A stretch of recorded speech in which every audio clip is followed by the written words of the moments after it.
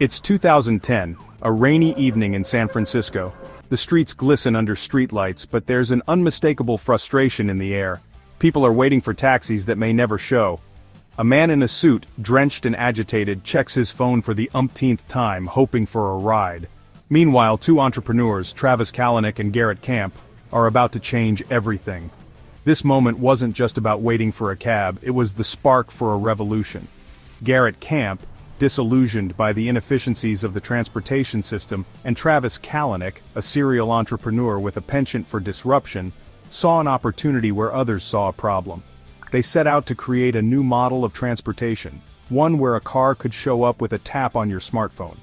This was the birth of Uber, a company that would go on to change not only how we get from one place to another but also reshape industries, challenge the regulatory landscape, and forever alter the gig economy.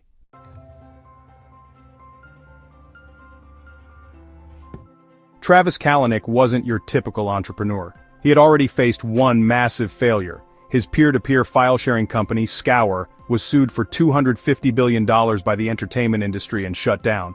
But instead of being discouraged, Kalanick used that failure to fuel his next venture, Red Swoosh, a successful content delivery business that he eventually sold for millions. In 2008, after meeting Garrett Camp in Paris, the two began brainstorming how to fix the city's chaotic transportation system. They envisioned an app that could bring a luxurious black car to anyone's location with the tap of a smartphone. Their idea was a mix of convenience, exclusivity, and technology. But even as they launched UberCab in 2010, they faced resistance. Local regulators in San Francisco argued the company was violating taxi laws. Travis wasn't fazed.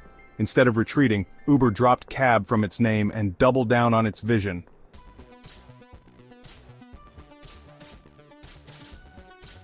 Uber's rise wasn't without its confrontations. The company expanded rapidly, ignoring regulatory rules and local laws. Taxi drivers around the world, especially in cities like New York, London, and Paris, protested fiercely. Uber was undercutting their fares, bypassing the regulations that taxi companies had to follow, and some drivers took to the streets in violent protests. But Uber's strategy was clear: expand as fast as possible, deal with the consequences later. In Paris, riots ensued as Uber vehicles were smashed and drivers blocked the streets chanting against the so-called disruptor. But for Travis Kalanick, protests were a sign they were winning. "If we're being protested, it means we're winning," he boldly proclaimed. Uber's early days were a whirlwind of defiance, growth, and chaos, yet they were laying the groundwork for something much larger than just a ride-hailing app.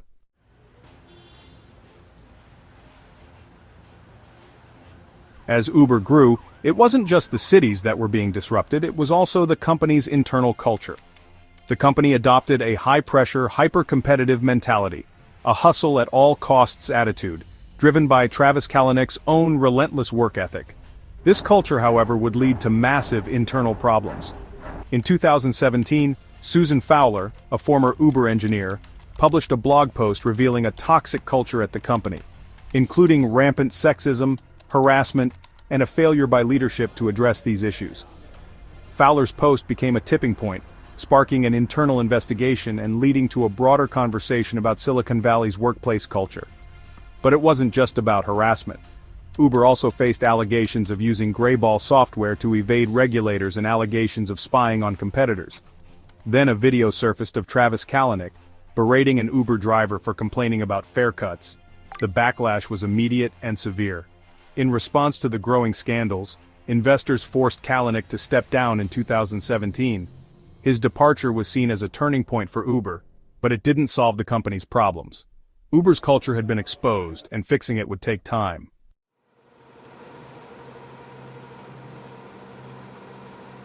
With Kalanick's resignation, Uber turned to Dara Khosrowshahi, a former Expedia executive, to clean up the company's image and steer it into calmer waters. Khosrowshahi attempted to reframe Uber as a company that could balance innovation with responsibility. Uber went public in 2019, raising billions of dollars, but its stock prices quickly faltered. Uber had yet to turn a profit, and the promises of self-driving cars and flying taxis seemed increasingly unlikely. Meanwhile, the drivers, Uber's so-called partners, continued to face challenges. Despite working long hours, many were unable to make a decent living due to Uber's low base fares, and the classification of drivers as independent contractors rather than employees. This meant drivers were denied basic benefits like healthcare, paid time off, and job security. Protests erupted worldwide as drivers demanded better pay and conditions. In some cities, Uber drivers went on strike, arguing that the company was exploiting them to fund its explosive growth. Uber's business model was creating winners at the top but leaving many behind.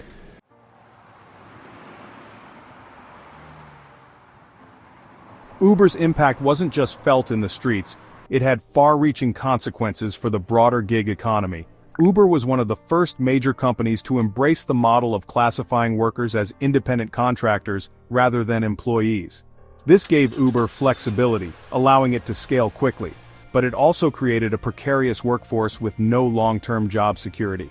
Uber's success spurred the rise of other gig economy platforms like Lyft, DoorDash, and Postmates. It shifted the way people viewed work, making freelance and temporary jobs the new normal for millions of people around the world. But with this shift came challenges, including issues with worker rights, minimum wage standards, and the growing gap between corporate profits and the earnings of gig workers. As Uber expanded into new markets, it faced competition not just from traditional taxis, but also from local ride-hailing apps. In China, Uber was forced to sell its operations to local competitor Didi Chuxing. In other regions, Uber found itself battling regulatory bodies and hostile governments.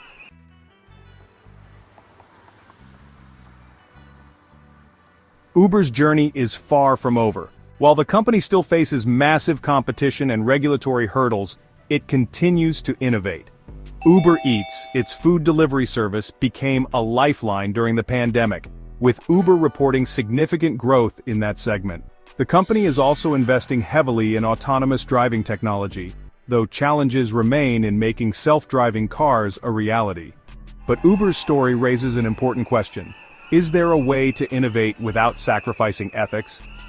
Uber's aggressive approach to disrupting the transportation industry created massive value for consumers, but also led to exploitation, workplace abuse, and significant financial losses.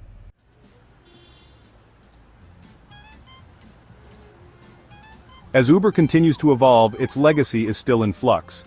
The company has undeniably changed the way the world moves, and its impact on the gig economy is profound.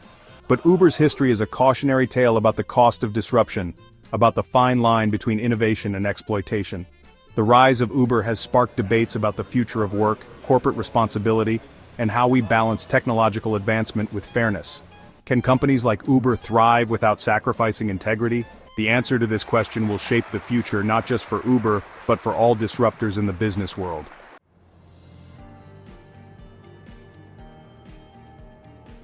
If you found Uber's journey as fascinating as we did, make sure to hit the like button and subscribe to the channel for more deep dives into business empires, their rise, and the challenges they face. Want to hear more about other disruptive companies and how they change the world? Drop a comment below with your thoughts or suggestions for the next episode. And don't forget to ring the bell so you never miss an update on the latest business stories and strategies. Join our community and let's explore the business world together.